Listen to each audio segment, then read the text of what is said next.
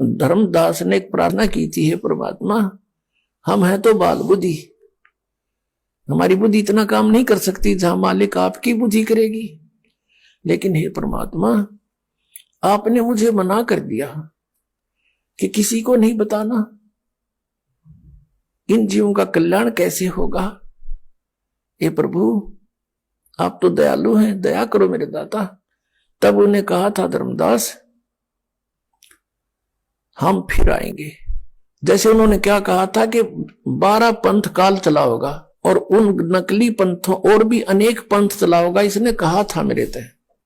एक समय जब परमात्मा प्रथम बार आए थे इस काल के लोक में, तपस्या पे मिला था यो, और परमात्मा वहां खड़े थे, जीवों को समझा रहे थे जो तपस्या पर दुख पा रहे थे।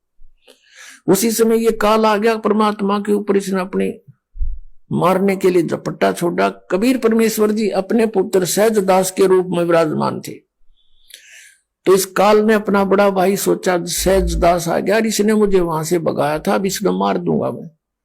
उसने सोची थी इसलिए झपट्टा मारा था, लेकिन परमात्मा के सामने उसकी के बसाव थी, अपने आप नीचे गिर गया और नीचे पाताल में पहुंच गया, इतना भयभीत हो गया, डर गया।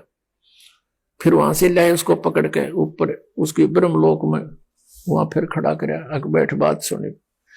तब उसने कहा था कि हे प्रभु, हे बड़े भाई, हे तात, मैं तो आपको पिताजी के समान समझता हूं, हे भगवान मुझे कुछ वरदान दे दो, मेरा यहां काम नहीं चल रहा। मैंने कहा था कि बोल क्या वरदान मांगता है, कि ऐसे ऐसे क्या करने आए हो तुम, कि मैं पिताजी ने भेजा हूं, परमात्मा ने कहा, और तूने ये जीवों को इतना दुखी कर रखा, नाश कर दिया, किसी बेटा मरे, किसी बेटी मरे, किसी को कोड लग गया, क्या क्या हाहाकार मचा रखे, ये जीवन है इनका, ऐसा नरक बना दिया तूने।